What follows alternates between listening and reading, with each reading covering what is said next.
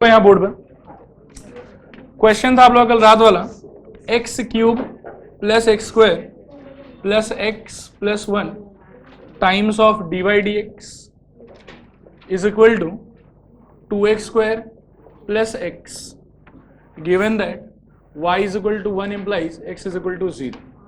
अब देखो starting point इसका होता d y d x is equal to 2x square plus x divided by x cube plus x square plus x plus one. This implies d y is equal to हो जाएगा 2x square plus x divided by, यहाँ से x square common ले लो, x plus one common ले लो, x square plus one times of d x. This implies d y is equal to आएगा 2x square plus x divided by x square plus one of into x plus one d x. यहाँ से लगा देंगे IBS, अपने को मिल जाएगा y is equal to integration 2x square plus x divided by x square plus one into x plus one d x. ये हो गया इक्वेशन नंबर 1। अब यहाँ से ये जो राइट हैंड साइड का इंटीग्रेशन है उसको खोजने के लिए अपन कहेंगे now 2x square plus x upon x square plus one into x plus one is equal to ax plus b by x square plus one plus c divided by x plus one. This implies 2x square plus x is equal to ax plus b times of x plus one plus c into x square plus one. अब यहाँ देखो linear factor तो एक ही to है x plus one, तो एक ही point खाली डालने का ऑप्शन है अपने पास में -1, उससे क्या कि डायरेक्ट कोई एक आंसर आएगा, बाकी सारा का सारा इक्वेटिंग कोफिशिएंट ये सब कुछ कुछ लगाएंगे। तो यहाँ पे सबसे पहले for x is equal to -1 डालने पे आपको मिलेगा दिस इम्प्लाइज 2 टाइम्स ऑफ -1 का whole square plus -1 is equal to 0 plus c into -1 का whole square plus 1। This implies 2 -1 is equal to c times of 2, therefore c is equal to हो जाएगा यहाँ से हाफ। इसके बाद देखो ध्यान से आप यहाँ से ना पहले देखो लेफ्ट हैंड साइड में x से क्या क्या पावर है, एक तो एक्स स्क्वायर है और एक क्या है x है। पहले सपोज करो कि एक्स स्क्वायर से स्टार्ट करते हैं, तो for coefficient of x square, coefficient of x square के लिए सोचो क्या क्या आएगा। लेफ्ट हैंड साइड से आएगा 2 is equal to, right hand side से एक मिलेगा a और दूसरा मिलेगा c, तो आपको मिल जाएगा a plus c. This implies a is equal to 2 minus c, और 2 माइनस सी करने में c का खुद का वैल्यू है हाफ, तो 2 माइनस हाफ अल्टीमेटली आपको दे देगा 3/2। अगेन एक्स स्क्वायर का कोफिशिएंट इक्वेट कर लिए, x का कर लो, या एक काम करो कांस्टेंट टर्म करोगे उससे भी हो जाएगा, उससे ज़्यादा इजीली आएगा। तो for coefficient of x to the power 0, constant को एक्चुअली कांस्टेंट लिखते ही नहीं, x टू द पावर 0 लिखता है, तो लेफ्ट हैंड साइड में क्या है, कुछ है ही नहीं, तो क्या हो जाएगा बताओ 0। राइट हैंड साइड में एक तो मेरे को मिलेगा b और दूसरा मेरे को मिलेगा c, तो ये हो जाएगा b plus c. Therefore b is equal to यहाँ से आपको मिल जाएगा -c, therefore b is equal to -half. देखो यहाँ तक समझ में आया कि नहीं आया। अब ये वाले पोर्शन को या यहाँ से अपन डायरेक्टली कह सकते हैं, therefore integration of 2x square plus x divided by x square plus 1 into x plus one d x is equal to integration, ये अपने को मिला है 3/2, so 3/2 x, a plus b के जगह पे मिला अपने को -हाफ डिवाइडेड बाई नीचे रहेगा x square plus 1 d x plus integration c के जगह पे मिला आप लोग को half, so half divided by ये हो जाएगा x प्लस 1 डी एक्स। देखो यहाँ तक शायद सब चीज़ समझ में आया होगा। इसके बाद मैं बाकी बचा हुआ पार्ट ऊपर कर रहा हूँ। अब इसमें क्या है ना कि इंटीग्रेशन आप यहाँ से स्प्लिट कर देते हैं तो सारा का सारा डायरेक्ट इंटीग्रेशन ही हो जाएगा। ये हो जाएगा आपके लिए दिस इज इक्वल टू, ध्यान देना 3/2 कॉन्स्टेंट है बाहर चला जाएगा, integration x divided by x square plus 1 d x, फिर दूसरे वाले में -half integration 1 upon x square plus 1 d x और plus half integration 1/x plus 1 dx कह देता हूँ। ठीक है यहाँ अब यहाँ से देखो ये वाला जो x है इसको यदि एक 2 प्रोवाइड कर देते हो तो directly f dash x by F x का सिचुएशन हो जाएगा।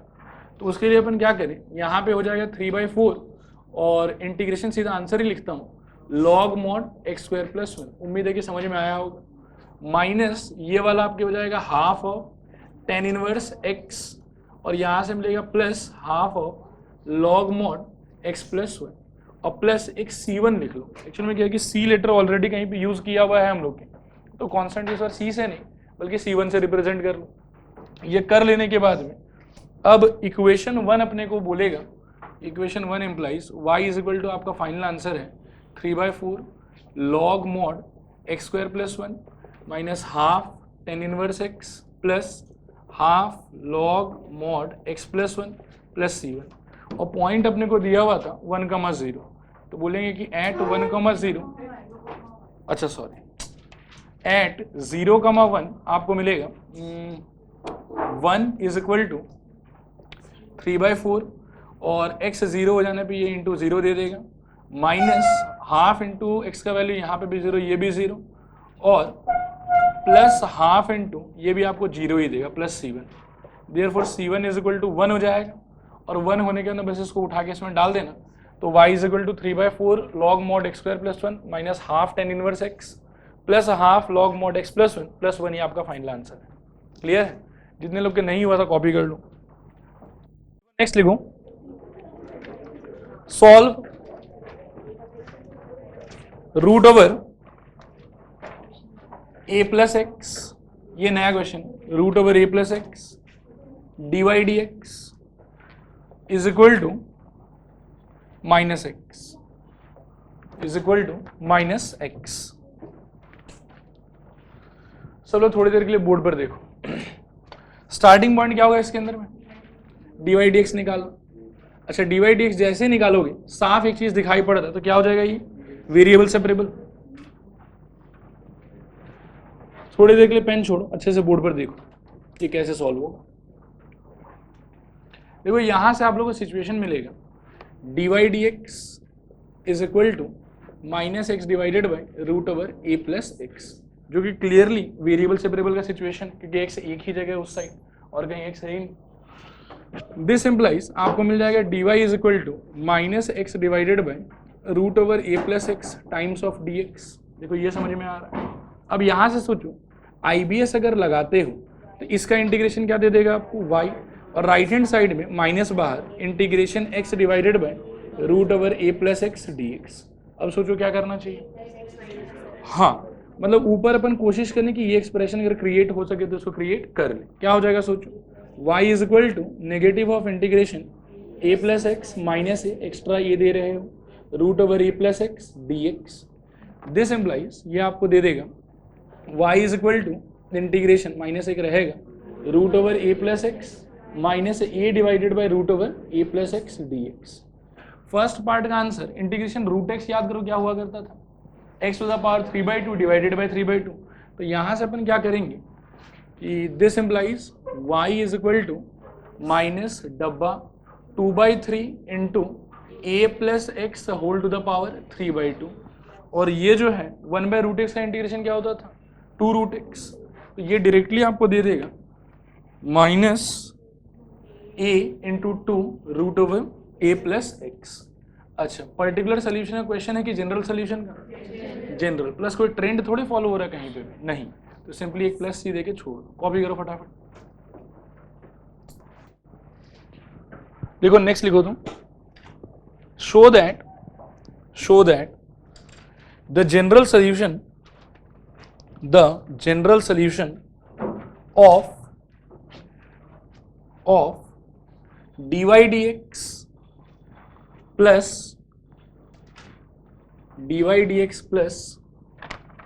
ध्यान से लिखना y square plus y plus 1 divided by x square plus x plus 1।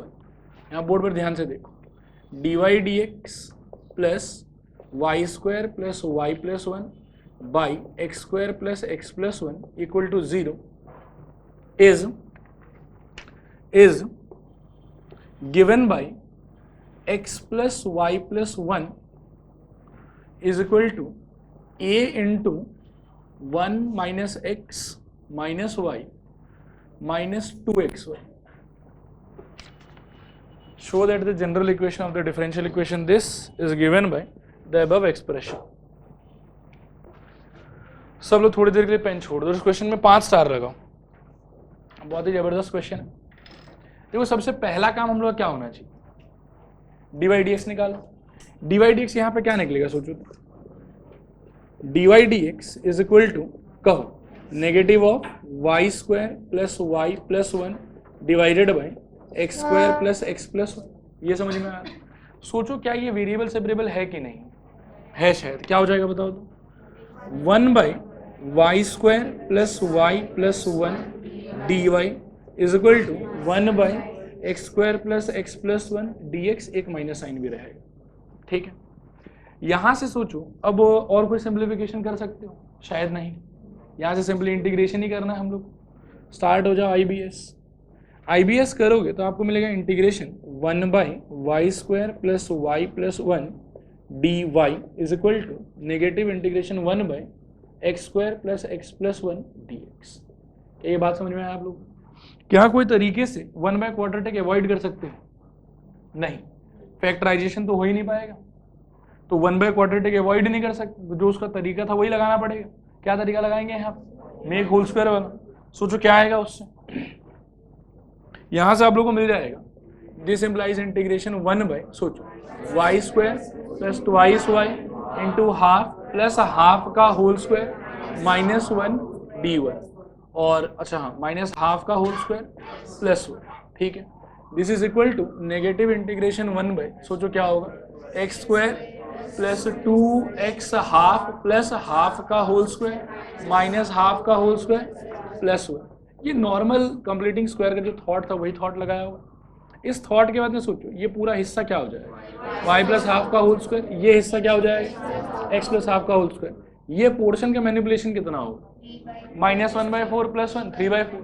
तो अल्टीमेटली आपके हाथ जो लगेगा वो ये है शायद 1 बाई वाई प्लस हाफ का होल स्क्वायर. ध्यान देते रहना प्लस 3 बाई 2 या ऐसा सोचें नहीं रूट 3 बाई 2 में 4 लिखो बस रूट चढ़ाओ स्क्वायर कर दो. ठीक है. और वहां सोचो क्या होगा exactly same integration 1 by x plus half का होल स्क्वायर आगे बोलो प्लस 3 बाई 4 रूट चढ़ाया स्क्वायर किया dx. ये समझ में आ रहा है. कौन सा फॉर्मूला बन रहा है यहाँ tan इनवर्स x का. तो फर्स्ट वाले का आंसर क्या होना चाहिए 1 बाई रूट ओवर 3 बाई 4 आगे बोलो tan inverse y plus half divided by root over 3 by 4. लिखता हूँ एक बार उस तरफ बताऊँ. हाँ पहले 1 बाई भी बोलो सही है. 1 by root over 3 by 4 tan inverse x plus half by root over 3 by 4. ठीक है. स्टार नहीं कुछ नहीं कटेगा. रुको तो सही. 1 2 3 4 5. ठीक. सी तो नहीं दिए. इंटीग्रेशन तो हो गया तो सी देना पड़ेगा. क्या होगा बताओ. नहीं नहीं नहीं plus 1 by root over 3 by 4 tan inverse से. ये है अपना फैंसी कांस्टेंट. क्योंकि ये अगर नहीं देंगे तो 1 बाई रूट ओवर 3 बाई 4 वाला हिस्सा झमेला क्रिएट करेगा. जब कांस्टेंट देना ही है सजा के देना तो अच्छे से सजाओ. ठीक है. अब इससे क्या होगा ये सारा रूट ओवर 3 बाई 4 जो है ये आपस में कैंसिल हो जाएगा कॉमन ले लूँगा के. इसके बाद जो भी कुछ बचा है उसको मैं सिंप्लीफाई भी करूँगा. मतलब 2 स्टेप को कंबाइन करके एक स्टेप में लिखूंगा. ध्यान से सोचना. एक तो अपन इधर एलसीएम खेल लेंगे प्लस साथ में ये नेगेटिव है ये उठ के जब इस साइड आएगा तो क्या हो जाएगा प्लस में हो जाएगा. सोचो क्या निकलेगा expression tan inverse twice y plus 1 by root 3. सही कह रहे हैं. 2 2 कट जाएगा प्लस कहो tan inverse 2x plus 1 by root 3 is equal to tan inverse c. ये हुआ. इसके बाद देखो क्या होगा ये tan inverse x plus tan inverse y का कोई फॉर्मूला जानते थे हम लोग. क्या होता था tan इनवर्स सोचो 2y plus 1 by root 3 plus 2x plus 1 by root 3 by 1 minus 2y plus 1 by root 3 into 2x plus 1 by root 3. देखो यहाँ तक कोई भी प्रॉब्लम है क्या कहीं पे आप लोग. tan inverse c. ठीक है. अब दोनों साइड से मैं देख रहा हूँ कि tan इनवर्स x पे चला जाएगा शांति से एकदम. अब अंदर जो है उसके मैनिपुलेशन पे हल्का फुल्का ध्यान दो आप लोग। अंदर यहां से टेन इनवर्स तो गया, अंदर आपको मिलेगा देखो √3 सेम ही है, कोई इशू तो इसको लेके आएगा नहीं। क्या होगा 2y + 1 + 2x + 1 अल्टीमेटली आ जाएगा 2 टाइम्स ऑफ x + y + 1। सोच सकते हैं डिनोमिनेटर में क्या रहेगा √3। और एकदम से पाताल लोक में सोचो क्या होगा, या ऐसा सोचो कि एक सेकंड रुको ध्यान से सुनना, this is equal to c into पूरे पाताल लोक को राइट में ले जाओ। एक ही बात है, क्रॉस मल्टीप्लाई तो करना ही पड़ेगा। यहाँ पे ऑलरेडी टेन इनवर्स हट के क्या आ गया रहेगा c आ गया रहेगा, तो ये पूरा टर्म जो है अब उस साइड सोचो तो क्या होगा वो सोचो 1 या 3 के साथ ही सोचोगे। चलो ठीक है 3 माइनस कहो धीरे धीरे, अच्छा मतलब मल्टीप्लाई करके कहो कि बिना मल्टीप्लाई के बोल रहे हो, एक बार मत बोलो बिना, मतलब एक बार बिना मल्टीप्लाई का बोलो 2y + 1 into 2x + 1 divided by 3, ये पूरा लंबा लाइन 3 सही है।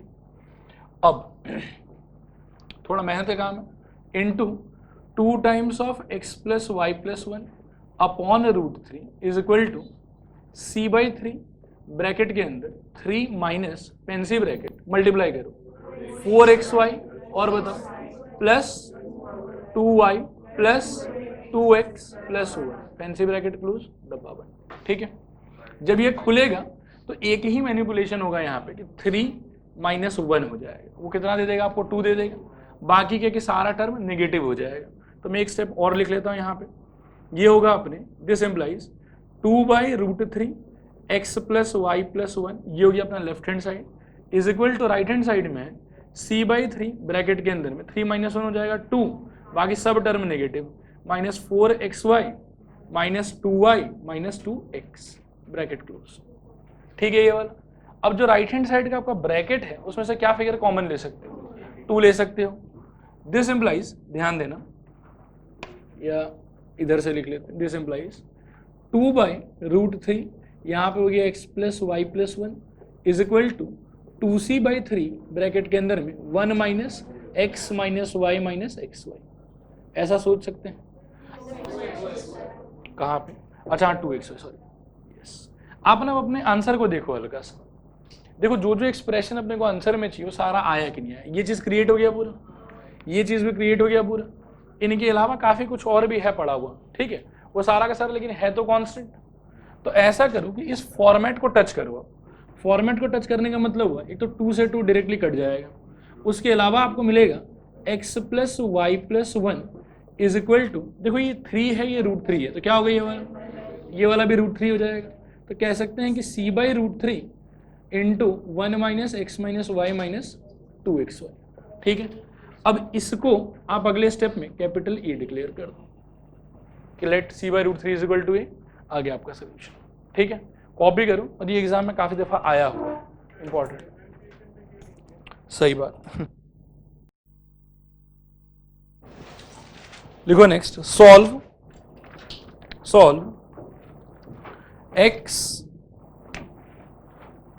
Into x² - 1 dy/dx is equal to 1,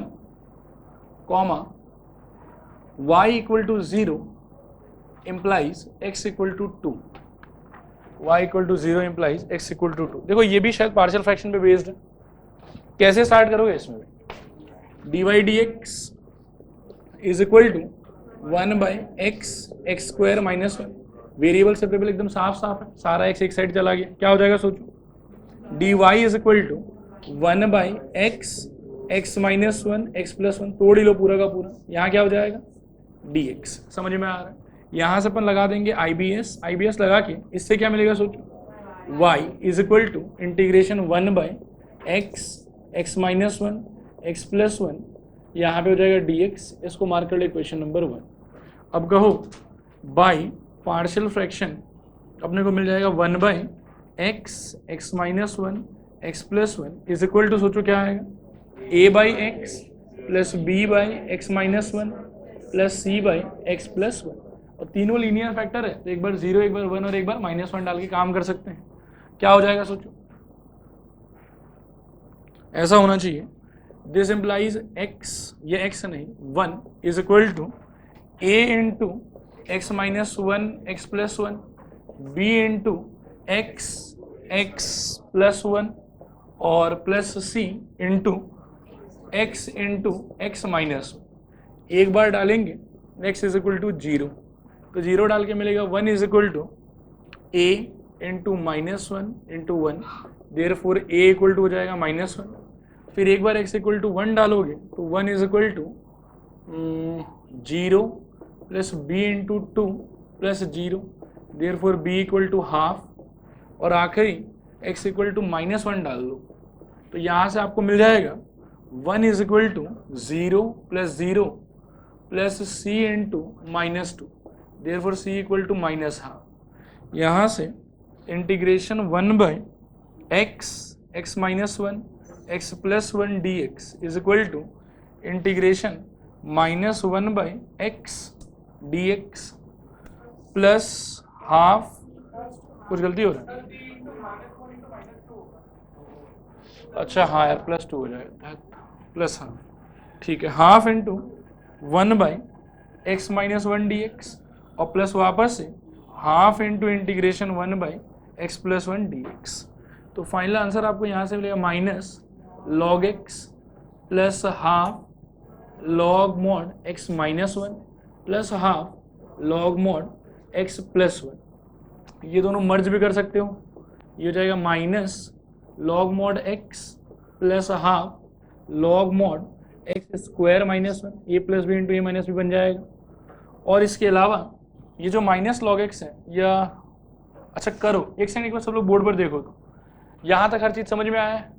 इसके बाद और क्या मैनिपुलेशन सोच सकते हो, हाफ मैं सोच रहा हूँ इसके पावर में चढ़ा देता हूँ, तो वो जाएगा root over x square minus 1, और फिर log something minus log something हो जाएगा, तो वो लॉग m बाई n का फॉर्मेट हो जाएगा। फाइनली मतलब आपको ऐसा मिलेगा लॉग ऑफ, ध्यान देना, root over x square minus 1 divided by x plus एक सी छोड़ सकते हैं, सिंस ये पर्टिकुलर सोल्यूशन का है। कॉपी करना स्टार्ट कर दो आप लोग अच्छे से, बस एक स्टेप और बचा हुआ है, सी का वैल्यू निकालो।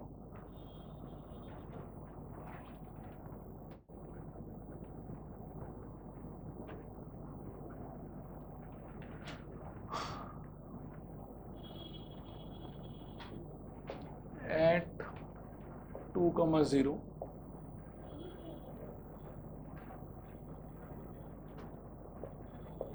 1 implies y is equal to log root over x square minus 1 by x plus c. This implies 0 is equal to log root over 4 minus 1 by 2 plus c. This implies 0 is equal to log root 3 by 2 plus c. C equal to minus log root over 3 by 2. So y is equal to log mod root over square minus 1 by x minus log root 3 by 2. देखो ये है आप लोग का final answer, फटाफट copy करो।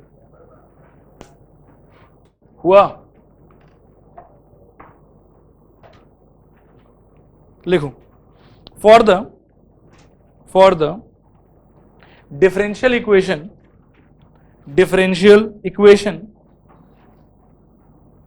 X y d y d x is equal to x plus 2 into y plus 2, for the differential equation x y d y d x is equal to x plus 2 into y plus 2, find the solution curve that passes through 1 comma minus 1, that passes through 1 comma minus 1। पढ़ो तो question को अच्छे से।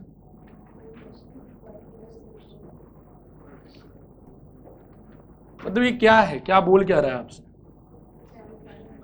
कोई एक differential equation दिया हुआ आपको, उस डिफरेंशियल इक्वेशन का आपसे मांगा जा रहा है सोल्यूशन कर्व, और कल ही मैंने बताया था कि सोल्यूशन कर्व बोलो सिर्फ सोल्यूशन बोलो या प्रिमिटिव बोलो, तीनों का मतलब वही होता है कि सोल्यूशन ऑफ डिफरेंशियल इक्वेशन। निकालने का तरीका क्या जानते हैं हम लोग? इंटीग्रेशन। और इंटीग्रेशन में भी अभी तक अपन ने एक ही तरीका सीखा है, वेरिएबल सेपरेबल। आओ ट्राई करें। वेरिएबल सेपरेबल हो चाहे कोई भी तरीका हो, सबसे पहले किसका वैल्यू निकालते हैं हम लोग? डी डी एक्स का। यहां से सोचो डी एक्स का वैल्यू क्या निकल के आएगा? D x is equal to x plus two into y plus two divided by x y. ये समझ में आ रहा है? क्या यहाँ से सारा वेरिएबल सेपरेट हो पाएगा एकदम आसानी से? क्या हो जाएगा बताओ? डी एक्स इक्वल टू जो निकाले हो आप लोग वो क्या है? X plus two into y plus two divided by x y. क्या यहाँ से वेरिएबल सेपरेबल का थॉट ले सकते हैं एकदम आसानी से? क्या हो जाएगा बताओ? Y by y plus two d y is equal to x plus two by x d x. ये आराम से पूरा वेरिएबल सेपरेट हो गया। यहाँ से इंटीग्रेट कर दो। इंटीग्रेट करने का यहाँ पहले IBS लिखो। अच्छा यहाँ सोचो इंटीग्रेशन के क्या करना होगा? वाई बाई एक बार लिख लेते हैं, y plus two d y is equal to integration x plus two by x d x. ठीक है, यहाँ इंटीग्रेशन करने के लिए क्या करना चाहिए? लीनियर है दोनों का दोनों, तो क्या करेंगे? बैलेंसिंग। ये हो जाएगा integration y plus two minus two by y plus two d y is equal to integration, यहाँ बंदर बांट कर दो, one plus two by x d x. ये समझ में आ रहा है आप लोग? अब यहाँ से देखो यहाँ पे भी बांट दो, तो ये हो जाएगा integration one minus two by y plus two d y is equal to integration करो मत एक बार, कॉन्स्टेंट लगाना होगा नहीं तो, plus two by x d x. ये समझ में आया पूरा का पूरा? वन का आंसर कितना हो जाएगा? वाई, क्योंकि डी वाई है, minus two times of log mod y plus two is equal to x plus two times of log mod x. अब देखो ऐसा है कि कुछ ना कुछ लगाने का मेरा मन था, लेकिन सवाल में क्या क्लियरली बोला है कि सोल्यूशन कर्व ढूंढो, यानी कि सोल्यूशन ढूंढो। वो भी कौन सा? वो सोल्यूशन जो 1, -1 से पास करे। मतलब आपसे जनरल सोल्यूशन नहीं मांग रहा, कौन सा मांग रहा है? पर्टिकुलर।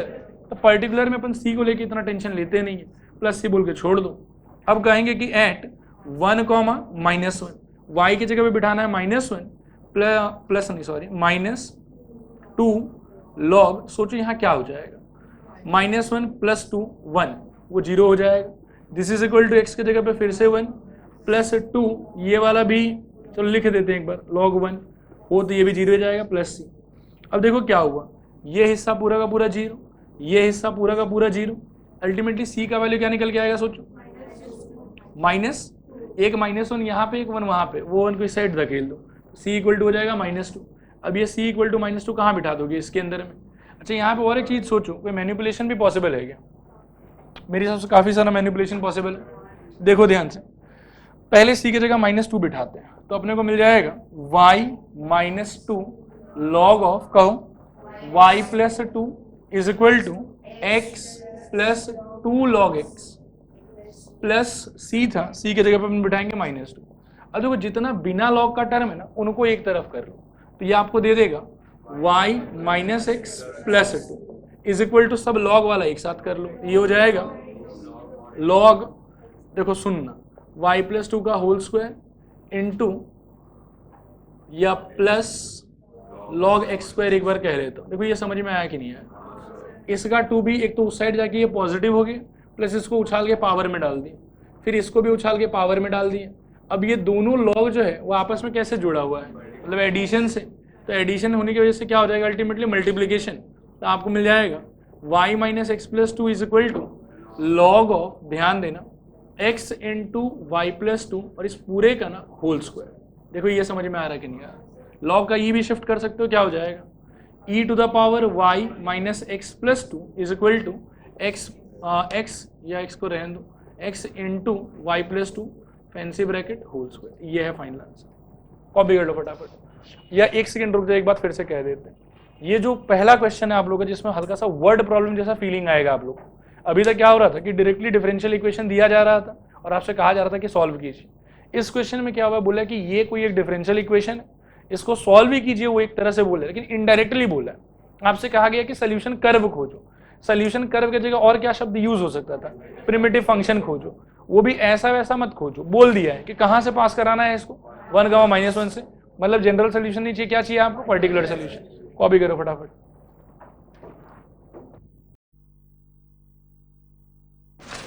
लिखो next, find the equation of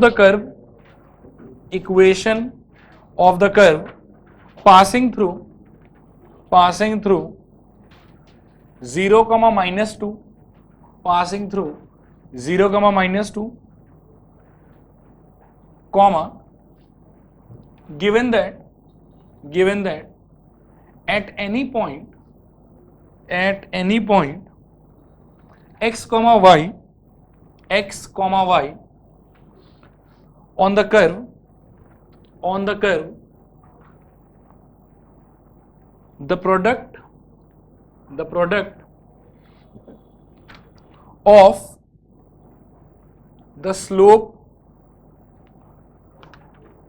of the slope of its tangent and y coordinate of the point is equal to x coordinate of the point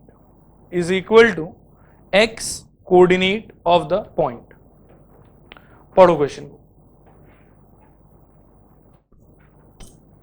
देखो मेरी तरफ देखो, टेंजेंट का जो स्लोप है वो any random point x, y क्या होता है, dy dx। अगर कोई पर्टिकुलर पॉइंट x1 y1 पे चाहिए तो dy dx में हम वो पॉइंट डाल देते हैं, लेकिन अगर कोई पर्टिकुलर पॉइंट मेंशन्ड नहीं हो तो जनरल फॉर्मूला क्या होगा, dy dx होगा। साथ में सवाल हमसे कह रहा है कि पॉइंट x, y पे बनने वाला टेंजेंट का स्लोप का प्रोडक्ट विथ उसी पॉइंट का y coordinate is equal to उसी पॉइंट का x कोऑर्डिनेट। अब सोचो क्या होना चाहिए, y into dy dx is equal to x, बस यही होगा बस। तो ये जब आप सोच लिए बस बात खत्म, फिर कुछ बचा नहीं। y into dy dx is equal to आपके लिए हो जाएगा x प्लस एक और खास बात, अब देखो क्या बोला है वो, find the equation of the curve. अब इसका मतलब भी क्या है, इस डिफरेंशियल इक्वेशन का सोल्यूशन, क्योंकि इसका कोई ना कोई क्या निकलेगा, फंक्शन निकलेगा, जो निकल के आएगा वही हमारा क्या होगा, रिक्वायर्ड कर्व, ये रिक्वायर्ड इक्वेशन। और खास बात, जनरल मांगा कि पर्टिकुलर मांगा है, कहां से पास कराने के लिए बोल रहा है, 0, -2 से। तो देखो क्या हो जाएगा, यहां से क्या वेरिएबल सेपरेबल लगा सकते हो, क्या होगा सोचो, y dy is equal to x dx। मतलब क्वेश्चन का बस साइज ही बड़ा था, सोल्यूशन बहुत छोटा है। यहां से IBS कहो क्या हो जाएगा, y² 2 is equal to x² 2 plus c छोड़ दो, पॉइंट कहां से पास कराना है, 0, -2। तो एट 0, -2 अपन बोलेंगे 4/2 is equal to 0 plus c, so c equal to 2। This implies x² 2, या एक सेकेंड रुक जाओ, y² 2 is equal to x² 2 plus 2। अब सबको 2 से मल्टीप्लाई कर दो तो क्या हो जाएगा, y² is equal to x² plus 4। यह है रिक्वायर्ड इक्वेशन, आप कॉपी कर लो।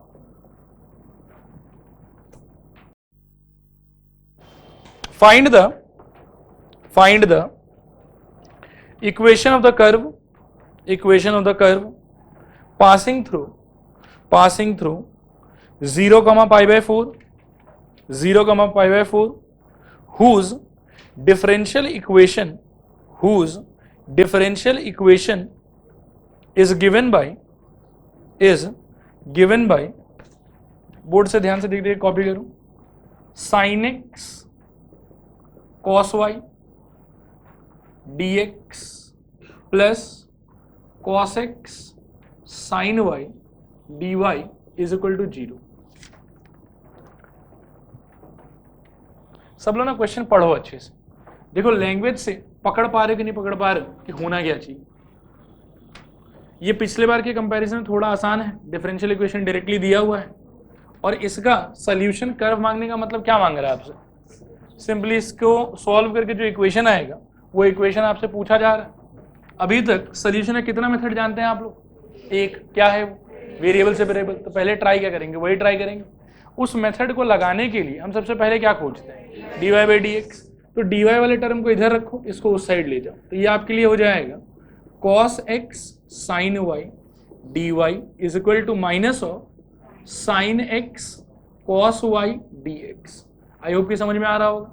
अब देखो ध्यान से यही देख लो, सेपरेट कर पाओगे कि नहीं कर पाओगे, आराम से कर पाओगे। क्या हो जाएगा सोचो, sin y by cos y क्या होगा, tan y, very good, dy is equal to minus of tan x dx by sine x by cos x। सही कह रहे हैं, हो गया ये। यहां से लगा लो इंटीग्रेशन IBS, तो इंटीग्रेशन लगाने पे इसका आंसर क्या आएगा, log mod sec of y is equal to log mod sec of x, और बाहर पड़ा होगा एक माइनस साइन। अच्छा, पर्टिकुलर सोल्यूशन है कि जनरल सोल्यूशन है, पर्टिकुलर है, कहां से पास कराना है, 0,π/4, तो लोड कोई बात का है नहीं, फिर यहाँ पे क्या लगा देंगे प्लस। अब इसके बाद देखो एट, ये एट नहीं, एट के पहले थोड़ा सिंप्लीफाई करना चाहता हूँ, सोचो तो क्या हो जाएगा, log mod sec y into sec x is equal to c, ऐसा ही कुछ आएगा। अब लगा देते हैं पॉइंट एट 0,π/4, मतलब x के जगह पे 0 और y की जगह पे π/4, ये हो जाएगा log mod, देखो sec y यानी कि sec π/4 वो होता है √2 इंटू sec x मतलब sec 0, ये हो जाएगा 1 is equal to c। This implies c is equal to log √2 and therefore required equation आपका हो जाएगा, देखना log ऑफ, इसमें डालते हैं हाँ, log ऑफ कहो sec y into sec x is equal to log of √2, log log दोनों साइड से उड़ा दो, क्या होगा सोचो, sec y into sec x is equal to √2, copy कर। तो देखो इसके साथ में वेरिएबल सेपरेबल खत्म आप लोग का, और वेरिएबल सेपरेबल क्वेश्चंस नहीं है। अब नेक्स्ट अपन पढ़ेंगे रिड्यूसेबल टू वेरिएबल सेपरेबल, लगाओ नया heading, reducible to variable separable.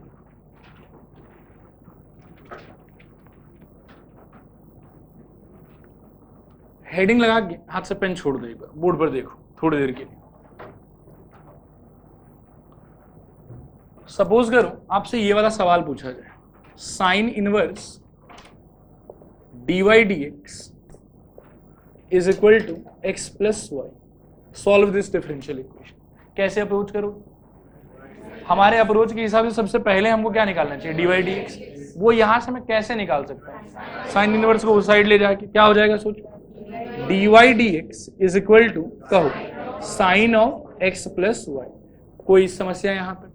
अच्छा, हमारा जो मेथड था वो हमसे कहता था कि dy dx निकालो और निकालने के बाद में x और y को सेपरेट करो, x एक तरफ y एक तरफ, y वाले के साथ में होना चाहिए dy, x वाले के साथ होना चाहिए dx। क्या वो बात यहाँ संभव है? क्या आप x y को अलग अलग कर सकते हो? सोचो, sin x cos y plus cos x sin, वहां से x y अलग अलग कैसे करोगे? सारा y अकेला एक तरफ, सारा x अकेला एक तरफ, वो असंभव है, नहीं हो पाएगा।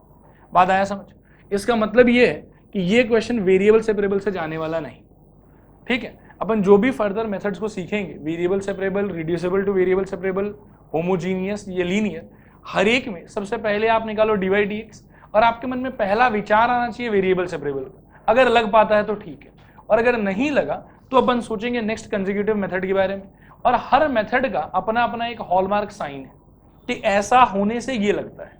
जैसे वेरिएबल सेपरेबल का साइन ये है कि अगर आप सारे प्रेजेंट वेरिएबल्स को कंप्लीटली एक दूसरे से सेपरेट कर सकते हो along with their derivative term, तो वेरिएबल सेपरेबल लगा लो। लेकिन अगर वो नहीं हो सकता है तो वहां वेरिएबल सेपरेबल नहीं लगेगा। जैसे यहाँ पे अगर अपन चाहें भी तो भी x और y को बिल्कुल सेपरेट नहीं कर पाएंगे एक दूसरे से, इसीलिए वेरिएबल सेपरेबल का थॉट यहाँ पे वर्क नहीं करेगा। आफ्टर वेरिएबल सेपरेबल आता है thought reducible to variable separable का। अब हॉलमार्क समझने का ट्राई करो कि रिड्यूसेबल टू वेरिएबल सेपरेबल का हॉलमार्क क्या है, उसके बाद उसका मेथड बताता हूँ। हॉलमार्क साइन ये है कि जब कभी भी आप dy dx का आंसर निकालें और जहां जहां आपको वेरिएबल दिखाई दे रहा है वहां वहां हर जगह अगर आपको कोई linear expression of x and y दिखाई पड़ रहा है, wherever variable is present, every time you are watching a linear expression of x and y। और खास बात कि जहां कहीं भी ये होगा, ऐसा भी तो हो सकता है कि dy dx is equal to कुछ न्यूमरेटर कुछ डिनोमिनेटर। ठीक है, न्यूमरेटर के भी हर जगह यही चीज है, डिनोमिनेटर के भी हर जगह वेरिएबल के नाम पे यही चीज है। और खास बात कि न्यूमरेटर डिनोमिनेटर में हो सकता है कि ये कांस्टेंट डिफरेंट हो, लेकिन ये वाला पार्ट एग्जैक्टली सेम होना पड़ेगा। मतलब ऐसा क्वेश्चन आ सकता है आपके लिए कि dy dx is equal to से sine of x plus y plus 7 divided by sine of मान लो कि x प्लस वाई प्लस 21, ये हो सकता है, कोई दिक्कत नहीं। तो देखो इस टाइप का जब कभी भी सिचुएशन आएगा इसको अपन कहेंगे रिड्यूसेबल टू वेरिएबल सेपरेबल। इसका हॉलमार्क ये है कि wherever you are looking variable you will find a linear expression of x and y with every time x and y having same coefficient.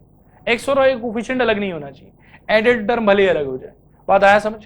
तो ये हॉलमार्क साइन है reducible to variable separable का।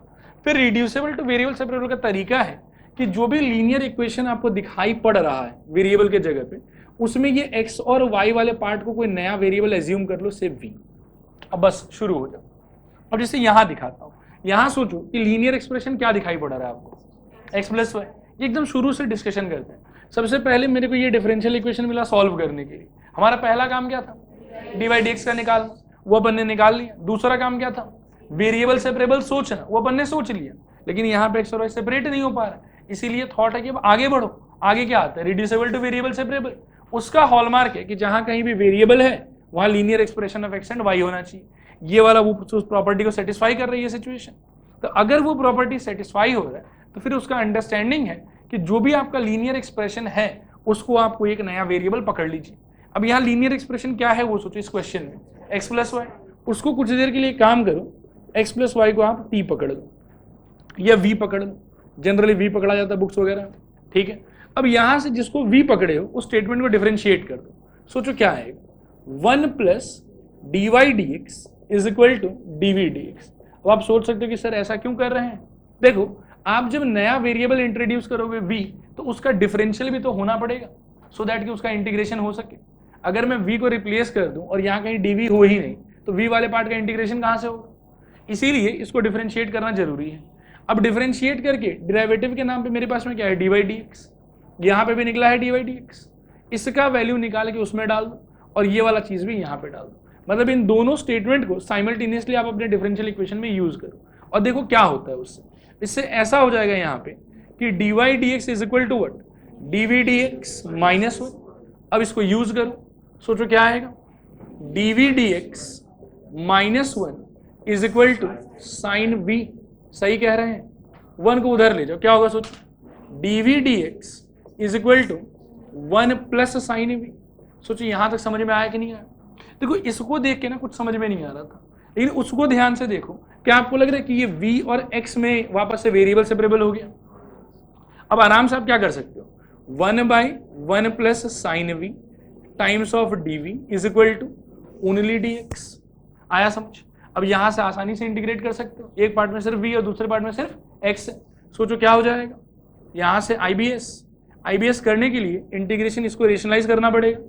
1 minus sign we by, सीधा लिखूं क्या, cos square v dv is equal to, यहां से सीधा आ जाएगा x।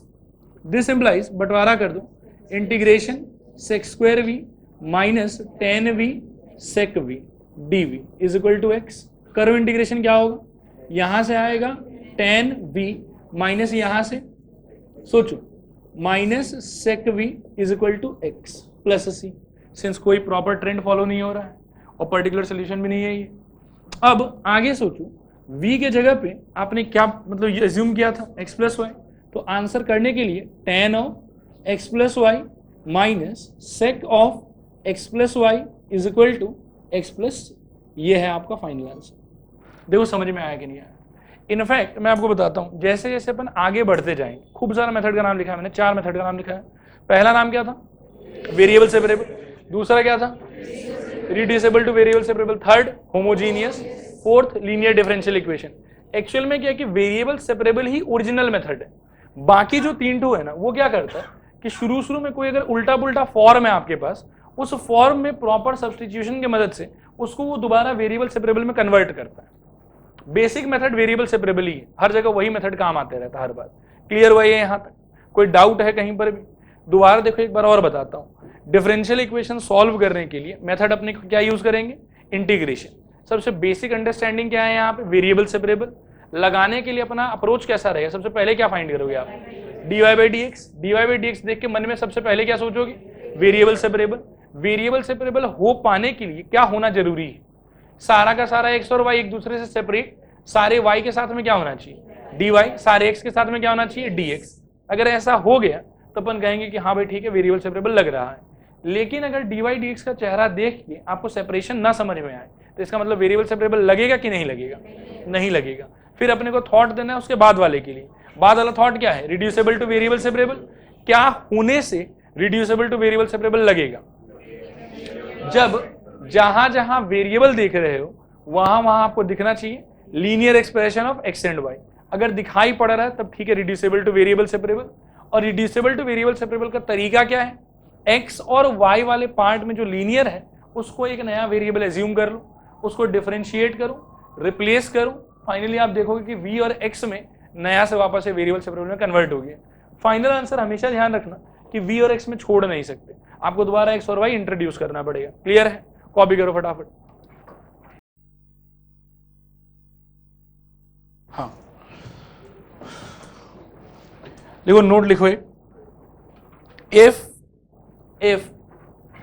dy dx is equal to, ऐसे गोला बना लो, dy dx इक्वल टू गोला, in which every part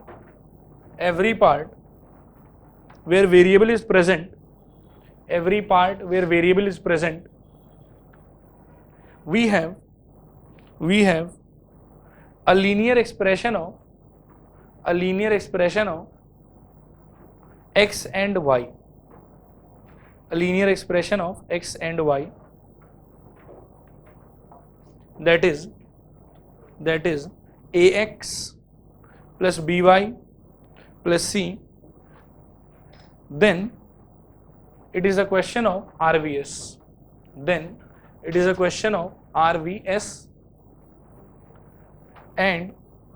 and for solving it, start with considering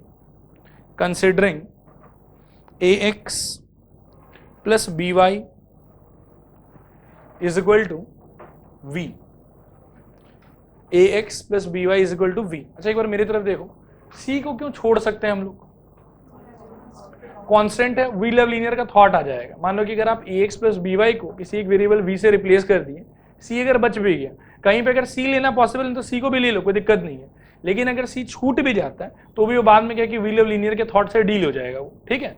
next question लिखो,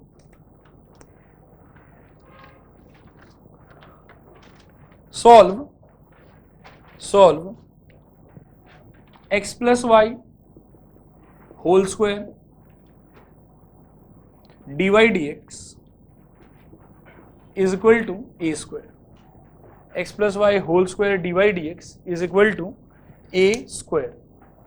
सब लोग ना पेन छोड़ो, बोर्ड पर देखो अच्छे से, एकदम बेसिक अंडरस्टैंडिंग से स्टार्ट करो। सबसे पहले क्या करना चाहिए हम लोग, dy by dx निकालना चाहिए। यहां से कितना आएगा सोचो, dy by dx is equal to a square divided by x plus y का होल स्क्वायर।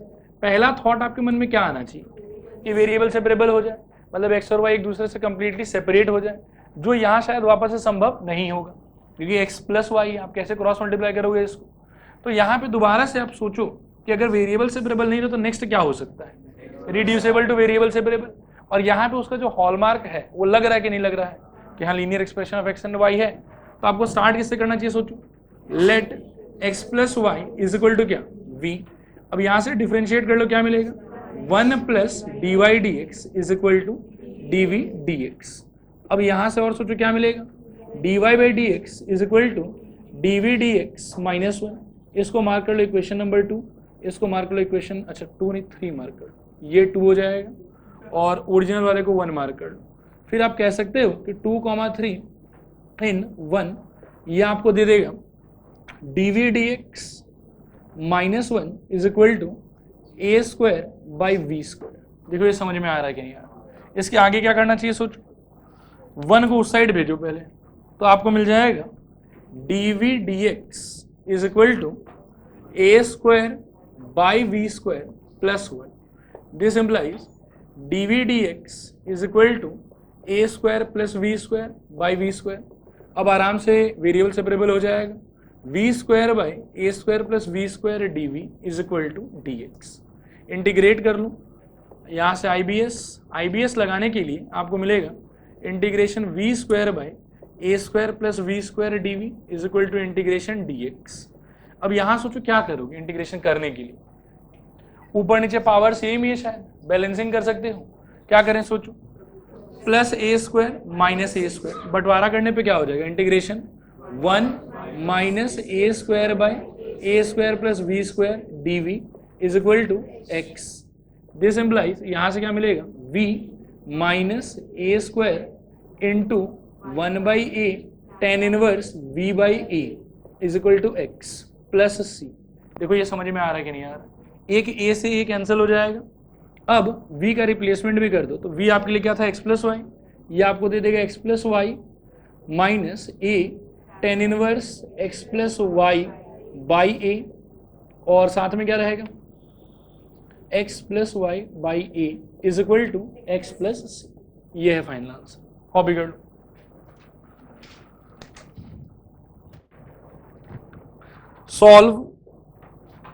सॉल्व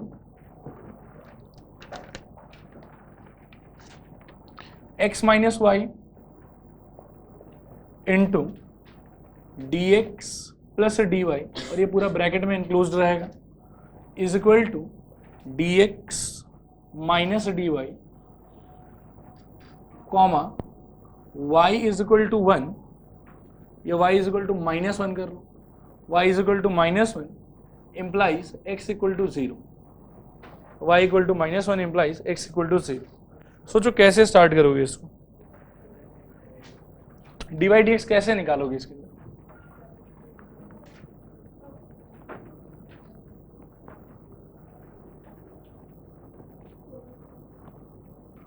कुछ ट्राई मत करना, बस सोचना।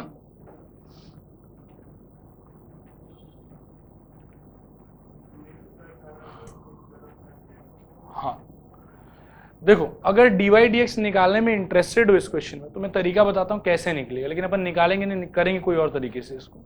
अगर निकालने में इंटरेस्ट है तो ऐसा करो, x माइनस वाई को यहाँ रखो, इसको उठा के उस साइड ले जाओ, तो आपको मिल जाएगा x minus y is equal to d x minus d y divided by d x plus d y. फिर आपने कॉम्पोनेंट और डिविडेंडों का नाम सुना होगा, वो लगा देना। वो लगाने से क्या हो जाएगा, आपको बहुत सुंदर एक्सप्रेशन इस साइड मिल जाएगा और बहुत सुंदर एक्सप्रेशन उस साइड मिल जाएगा। उस साइड आपको मिल जाएगा d y by d x, और इस साइड आपको मिलेगा, एक मिलेगा x माइनस वाई माइनस 1, क्योंकि एक बार सब्ट्रैक्ट करेंगे, और एक मिलेगा x माइनस वाई प्लस 1, क्योंकि एक बार अपन ऐड करेंगे। अब ये पूरा का पूरा है रिड्यूसेबल टू वेरिएबल सेपरेबल, क्योंकि d y d x equal to आपको क्या मिलेगा, x minus y minus 1 divided by x minus y plus 1। तो d y d x equal to मैं देख रहा हूँ कि वेरिएबल सेपरेट तो हो नहीं पाएगा, लेकिन जहाँ जहाँ वेरिएबल मौजूद है वहाँ क्या मौजूद है, linear expression of x and y, उसमें भी एक्स और वाई वाला पार्ट एक्जैक्टली सेम है, तो इसलिए किससे सॉल्व होना चाहिए, रिड्यूसेबल टू वेरिएबल सेपरेबल से। बट ये तरीका बहुत लंबा है, बहुत टाइम कंज्यूम करेगा। ऑन कॉन्ट्रेरी, आप अगर एडवांस लेवल का एक थ्योरी मान लो कुछ टाइम के लिए कि हाँ ऐसा होता है, d of x plus y is equal to होता है d x plus d y. Similarly d of x minus y is equal to होता है d x minus d y. साथ में d of x minus y, अपन ऐसा सोचते हैं कि d x into d y होना चाहिए, लेकिन ये नहीं होता। और d of x divided by y, ये भी अब खुशी के हमारे d x by d y नहीं लिख सकते। सिर्फ दो ही चीज होता है, एडिशन में डी स्प्लिट होता है और सब्ट्रैक्शन में डी स्प्लिट होता है, और कभी कभार ऐसा भी अगर कभी जरूरत पड़े तो ये भी होता है, कांस्टेंट पे भी हो जाता है, डी ऑफ के एक्स इज इक्वल जो होता है के डी एक्स, ये पॉसिबल है। बट क्या कि इन सब का अपने को जरूरत नहीं पड़ेगा, अपने को जरूरत है सिर्फ इन दोनों चीज़ों का। इन दोनों को यदि अपन यहाँ यूज करें तो सोल्यूशन बहुत छोटा हो जाएगा।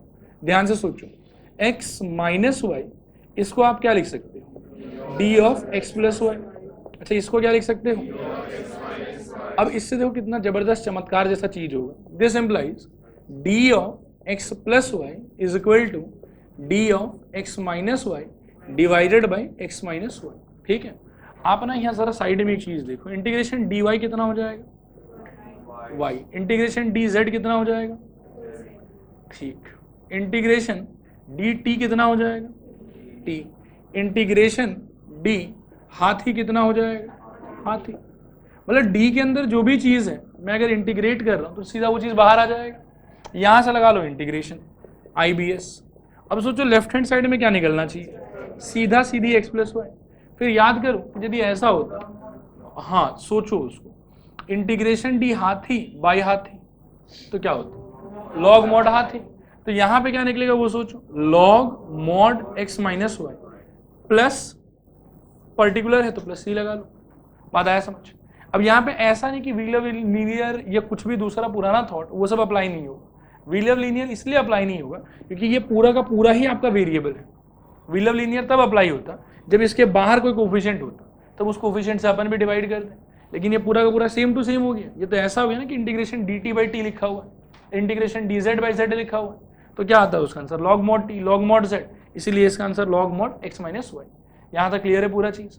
अब यहाँ से आपको चाहिए पर्टिकुलर सोल्यूशन। सोचो पॉइंट क्या डालना है आपको, एट 0, -1 डालो, क्या होगा सोचो, 0 -1 इज इक्वल टू लॉग वो 1 ही हो जाएगा प्लस सी। समझ में आया? Therefore c is equal to कितना आ रहा है, -1। फाइनल रिक्वायर्ड आंसर क्या होना चाहिए आपका, x plus y is equal to log of mod of x minus y minus 1। ये फाइनल आंसर है। ये एक काम कर सकते हो, 1 को इस साइड ला सकते हो, x plus y plus 1 equal to log mod x minus y. Copy कर लो। ये पहले एक नोट लिख लो, नोट में लिखो ये चारों बात लिखो। लिखो d of x plus y is equal to d x plus d y, d of x minus y is equal to d x minus d y, और नीचे d of x into y is equal to d x into d y, इसको काट दो, and d of x by y is equal to d x by d y, इसको भी काट दो। ठीक है, बस अब ये सोल्यूशन कॉपी कर लो पूरा और फटाफट करना। हेडिंग लिखो, होमोजीनियस फंक्शन लिखो पहले। हाँ ये खत्म। अरे अब सारा बहुत छोटा छोटा है, आप लोग तो खाली ध्यान लगाओ बस। होमोजीनियस फंक्शन ये लिख के पेन छोड़ दो एक बार हाथ से। बोर्ड पे 2-4 एग्जांपल लिख रहा हूं, इनको देखो और प्रॉपर्टी ऑब्जर्व करने का ट्राई करो। पहला हेडिंग आप लोग का होमोजीनियस फंक्शन। अभी होमोजीनियस डिफरेंशियल इक्वेशन नहीं बोल रहा हूं, सुनो ध्यान से।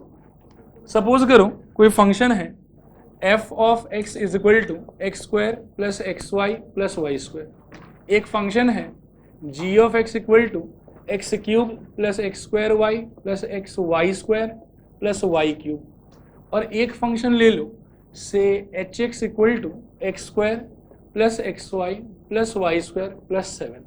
ठीक है, फर्स्ट वाले में नंबर ऑफ टर्म्स कितना है, 3। सेकेंड वाले में, थर्ड वाले में 4 है। 4 कह सकते हैं, 3 कैसे, 7 भी तो टर्म हो गए।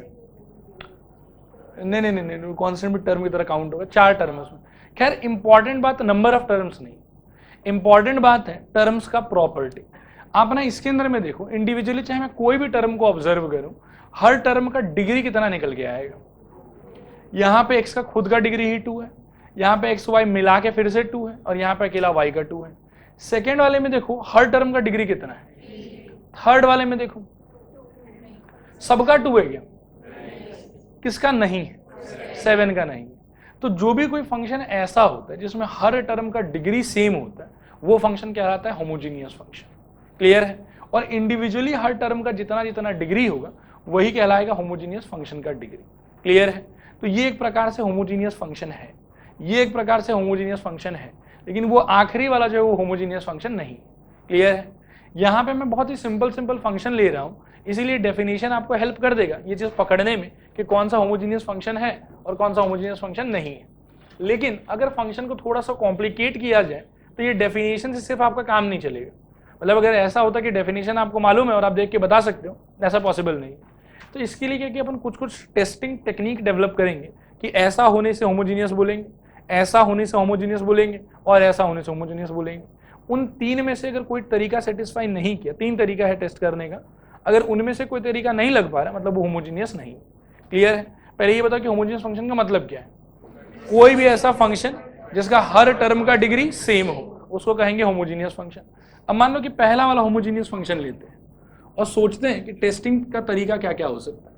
पहले वाले में x का हाईएस्ट पावर कितना है, कॉमन ले लो उसको, क्या हो जाएगा फिर सोचो तो। अगर एक्स स्क्वायर कॉमन लेते हो तो अंदर बोलो क्या बचेगा, 1 plus y by x plus y by x का होल स्क्वायर। कोई समस्या है आप लोग? अच्छा, वाई बाई एक्स को यदि मैं कोई नया नाम दूं टी, तो बिना कोई टेंशन के एक्स स्क्वायर ये भीतर वाला पूरा फंक्शन टी में कन्वर्ट हो जाएगा। क्या होगा सोचो, 1 प्लस टी स्क्वायर। कोई समस्या इसको लेके? मतलब मैं कह सकता हूँ कि एक्स स्क्वायर ये एक नया फंक्शन बन गया टी वेरिएबल में, ठीक है। और इसको अपन कह सकते हैं कि this is nothing but x square एक नया फंक्शन बन गया कौन से वेरिएबल में, वाई बाई एक्स वेरिएबल में। क्लियर है? अगर ये होमोजीनियस नहीं होता ना तो ऐसा कभी नहीं हो पाता। सपोज करो कि ऐसा है, मान लो कि एफ एक्स इक्वल टू इसके होमोजीनिटी के प्रॉपर्टी को भंग कर देते हैं, आप इसको y दे दो, y into x square plus x y plus y square. अब सेम चीज ट्राई करो, क्या होगा सोचो, एक्स स्क्वायर कॉमन ले लोगे तो क्या बचेगा, y plus y by x plus y by x का होल स्क्वायर। यदि मैं कहूं कि y बाई एक्स को एक बार के लिए t धरो तो इसका क्या हो जाएगा, एक्स स्क्वायर अंदर बनेगा y ऐसे ही रहेगा प्लस टी स्क्वायर। अब कोई बोले कि नहीं सर ऐसा मत कीजिए, ऐसा कीजिए, y equal to x t धर लीजिए, कोई बात नहीं, तो y धरो चाहे एक्स टी धरो कोई फर्क नहीं पड़ता, लेकिन अंदर वेरिएबल दो है, सिर्फ टी में तो नहीं बन पाया वो, तो उसको ऐसा तो नहीं कह पाओगे कि फाई ऑफ टी हो गया वो, या आप ऐसा भी नहीं कह सकते कि फाई ऑफ क्या हो गया, वाई बाई एक्स हो गया।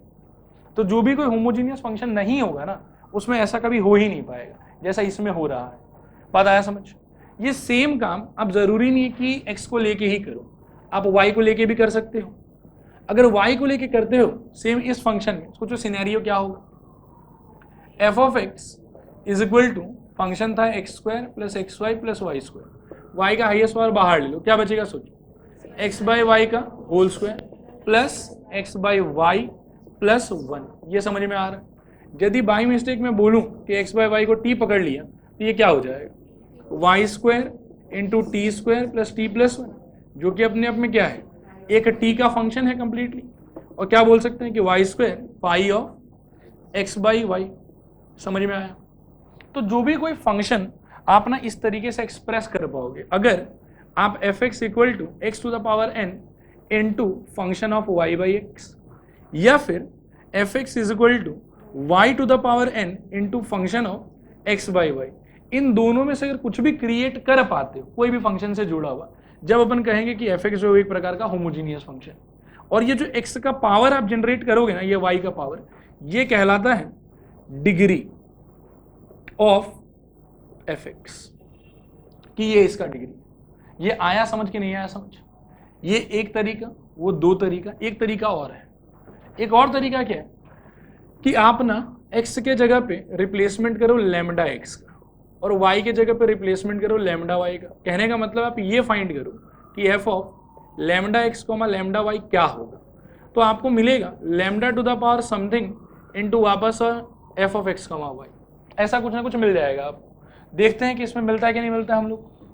सोचो अगर मैं सेम फंक्शन मान के चलूँ तो मेरे लिए सिचुएशन क्या होगा, f of lambda x comma lambda y is equal to lambda x का whole square plus lambda x into lambda y plus lambda y का whole square, this is equal to lambda square x square plus lambda square x y plus lambda square y square, this is equal to lambda square bracket के अंदर में x square plus x y plus y square, this is equal to lambda square f of x comma y. देखो हो रहा है कि नहीं हो रहा? तो जो भी कोई होमोजीनियस फंक्शन होगा ना वो इनफैक्ट इस तीनों प्रॉपर्टी को सेटिस्फाई करेगा। बाकी इन तीन में मेरा पर्सनल फेवरेट वो आखिरी वाला है, क्योंकि ये बनाने में थोड़ा सा दिमाग चाहिए कहीं कहीं पे, लेकिन ये वाला बनाने में कोई दिमाग नहीं चाहिए। आप सिंपली क्या है कि x को लैम्डा एक्स से और y को लैम्डा वाई से रिप्लेस कर दीजिए। रिप्लेस करने के बाद आप देखिएगा कि हर टर्म से लैम्डा का कोई कांस्टेंट पावर एकदम आराम से इज्जत से बाहर जा रहा है, ठीक है। और बाहर जाने के अंदर भीतर जो क्रिएट हो रहा है वो एक्चुअल में आपका फंक्शन ही दोबारा पूरा का पूरा क्रिएट हो गया। मतलब लैम्डा एक्स लैम्डा वाई के रिप्लेसमेंट पे आपको lambda to the power something into the whole function repeated मिलेगा, और यहाँ पे भी जो लैम्डा का पावर आएगा वो कहलाता है फंक्शन का डिग्री। आया समझ पूरा का पूरा चीज की नहीं आया? अब सोचो कि कोई अगर मान लो कि नहीं है होमोजीनियस फंक्शन, तो इस तीन में से कोई भी वहां पे सेटिस्फाई नहीं करेगा। क्लियर है? फिर इसके अलावा कुछ कुछ वर्चुअल चीज होता है, थोड़ा सा मतलब देखने में लगता है कि होमोजीनियस नहीं होगा, लेकिन वो होमोजीनियस होता है। बात करते हैं एक एक करके उनके बारे में। सपोज करो कहीं पे मैं लिखूं f x equal to sine x या f of x comma y is equal to sine x plus cos y, ठीक है, ये होमोजीनियस होगा कि नहीं होगा? यही तीन प्रॉपर्टी, इस तीन में से अगर कोई सेटिस्फाई हो रहा है तो है, और नहीं हो रहा है तो नहीं। सोचो है कि नहीं।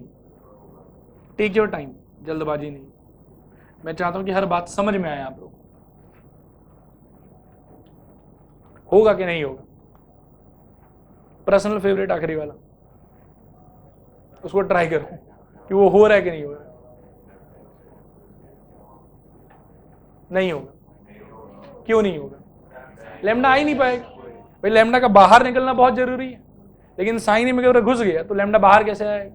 पॉसिबल नहीं है। तो कोई भी trigonometric function with a single variable ये होमोजीनियस कभी हो ही नहीं सकता।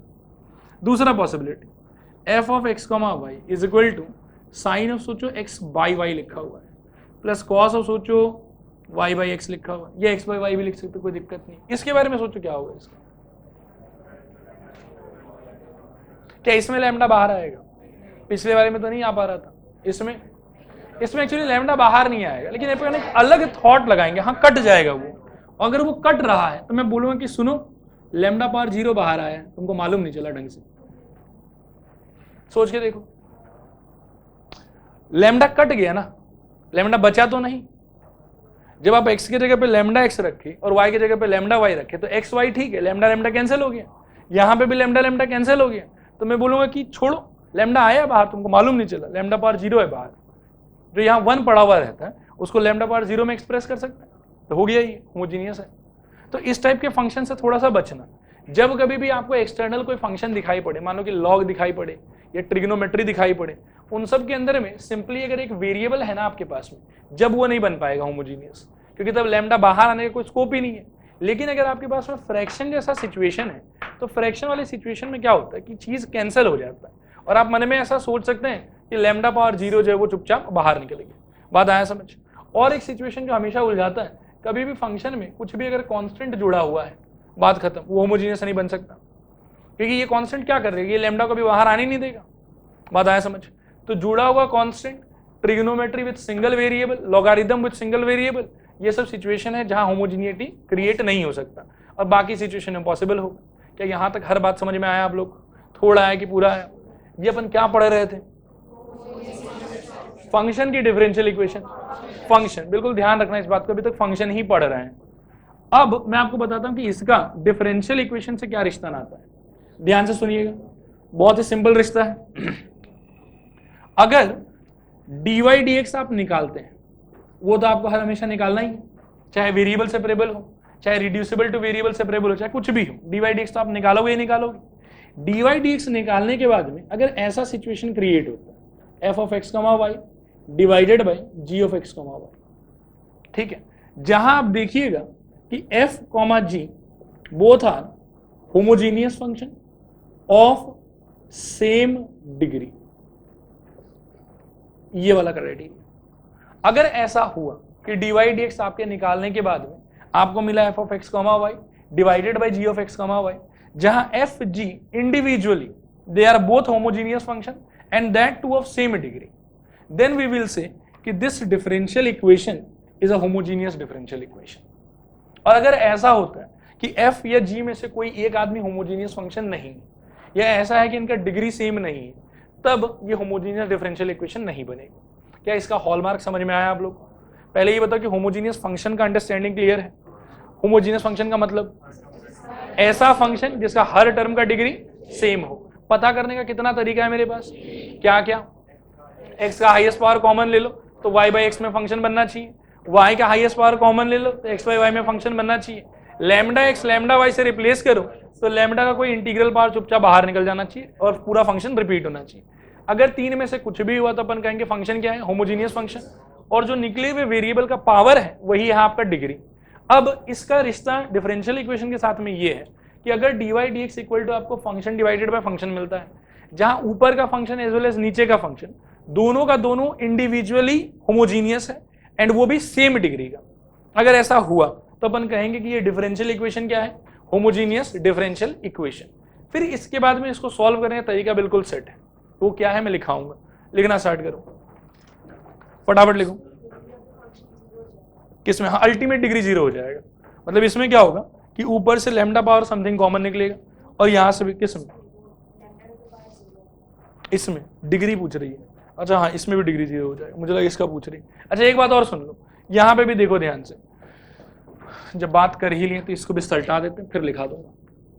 देखो ऐसा है कि जब कभी भी आपके पास में dy dx is equal to ये था f of x comma y by g of x comma y, इसको अगर एच डी बनना है तो क्राइटेरिया क्या था कि f और g दोनों को क्या होना चाहिए, होमोजीनियस, वो भी सेम डिग्री का। तो इसको आपको करना ये देखो कि या तो आप ऐसा करो कि ऊपर नीचे से x का कोई एक पावर कॉमन निकालो, या फिर ऊपर नीचे से y का कोई एक पावर कॉमन निकालो, या ऊपर नीचे से लैम्डा कोई एक पावर कॉमन निकालो।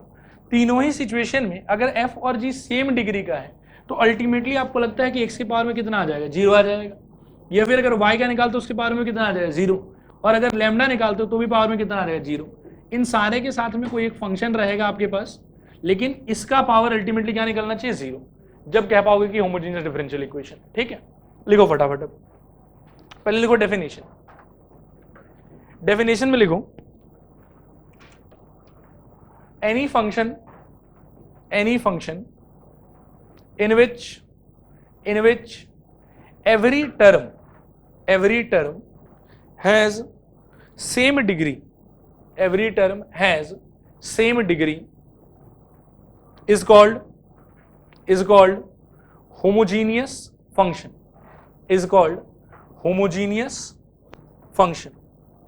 full stop। नीचे लिखो example, f of x, y is equal to, पहले में लिखो x square plus x y plus y square. Next लिखो example 2, f x equal to x cube plus x square y plus x y square plus y cube. Next लिखो f x equal to sine x plus cos y, इसके side में काट दो, ये नहीं है homogeneous. Next लिखो f x equal to x square plus x y plus 5, इसको भी काट दो, ये भी नहीं है होमोजीनियस। नेक्स्ट लिखो f x equal to sine x divided by y plus cos x divided by y. ठीक है, इसको टिक मारो, ये है। अब नेक्स्ट लिखो methods of checking a function, for being homogeneous.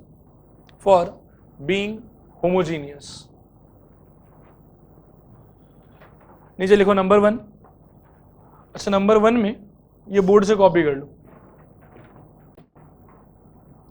बता देता हूं, ये वाला पार्ट कॉपी करना है आपको, ये अंदर वाला, ये डिग्री वाला बात नहीं लिखना है यहाँ पे, बस ये यहां तक कॉपी करो, x square 5y by x. First वाले कॉलम के नीचे लिखना hence F x is a homogeneous function of degree 2, full stop। Next लिखूं मेथड 2 में ये वाला कॉपी करो, y का हाईएस्ट पावर वाला, ये यहां तक। इसके नीचे भी लिखूं hence fx is a homogeneous function of degree 2, and third में लिखो लैम्डा मेथड, इसमें लिखो putting x equal to lambda x and y is equal to lambda y, we get, ये 3 लाइन कॉपी करो, 4 लाइन है, 1 2 3 4, ये वाला पार्ट। नीचे लिखो hence f of lambda x comma lambda y is equal to lambda square f of x comma y, lambda square f of x comma y. नीचे लिखो therefore f x is a homogeneous function, f x is a homogeneous function of degree 2 full stop. नीचे लिखो if f of x comma y is equal to sine x by y plus cos y by x, then it is a homogeneous function, then it is a homogeneous function of degree 0, full stop. Next लिखो if dy dx is equal to f of x comma y by g of x comma y, where f comma g are both homogeneous function of same degree, then the differential equation will be called homogeneous differential equation, उसके बाद में ना ये 3 thought लिखो कि इसका क्या क्या हो सकता है। पहला लिखो dy dx is equal to f of x comma y by g of x comma y implies dy dx is equal to x to the power 0 into phi of y by x. dy dx is equal to x to the power 0 into phi of x,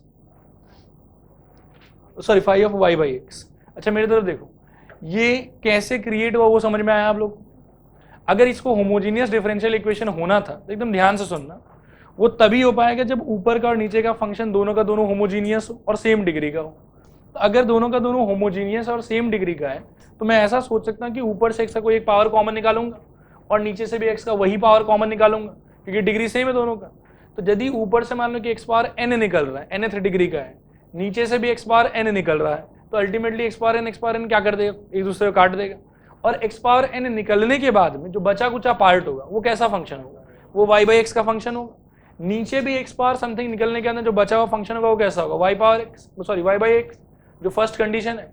और जो दोनों से x power N निकलेगा ultimately differential equation के time पे वो already cancel हो चुका होगा, तो एक्स पावर 0 ही आना पड़ेगा। बात आया समझ?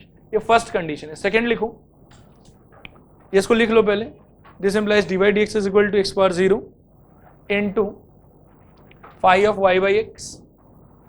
नेक्स्ट लिखो number 2, dy dx is equal to f of x comma y by g of x comma y।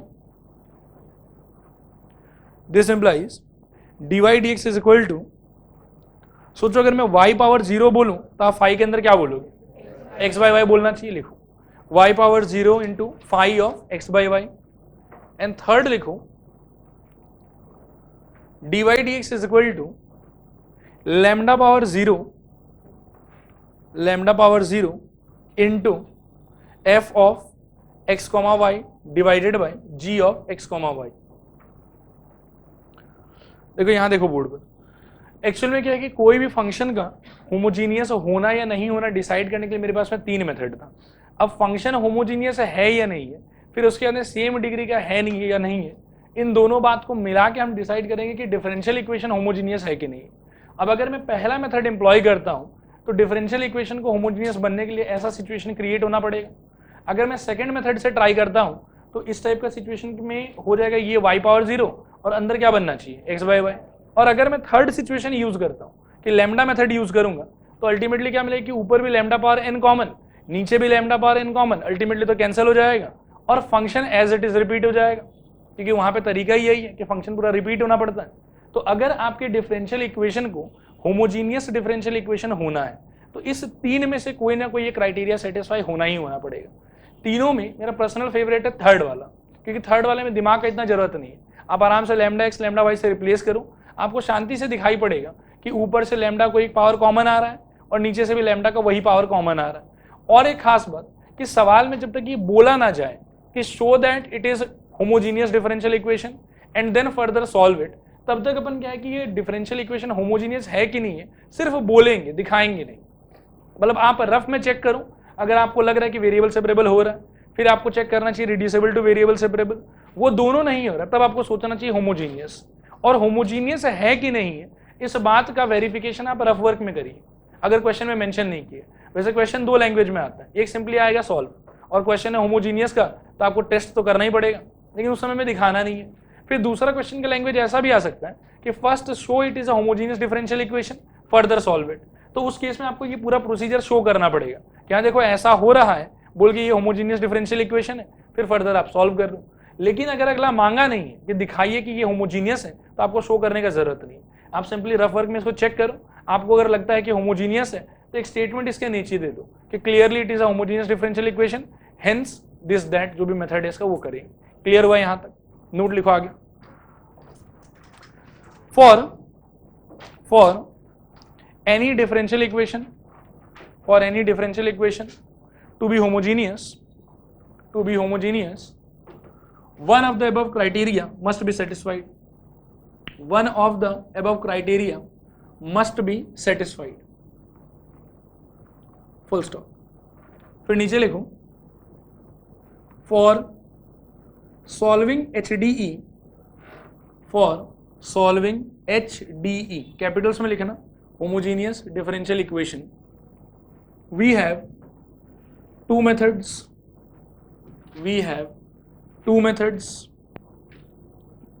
नीचे लिखो मेथड वन, इसमें लिखो put y equal to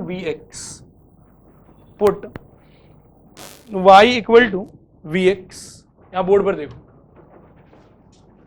y equal to आपको रिप्लेस करना है vx, यहां से आपको dy dx निकालना है, वो निकलेगा आपके लिए v into d D x of x plus x into d D x of v, दोनों का दोनों वेरिएबल है तो बीच में प्रोडक्ट सोचोगे। दिस इम्प्लाइज आपको मिलेगा dy dx is equal to v into one plus x dv dx, ये कॉपी कर लो, नीचे लिखो using equation 1 and 2 in the HDE मतलब homogeneous differential equation will make it a question of variable separable in v and x, method 2 लिखो, put x equal to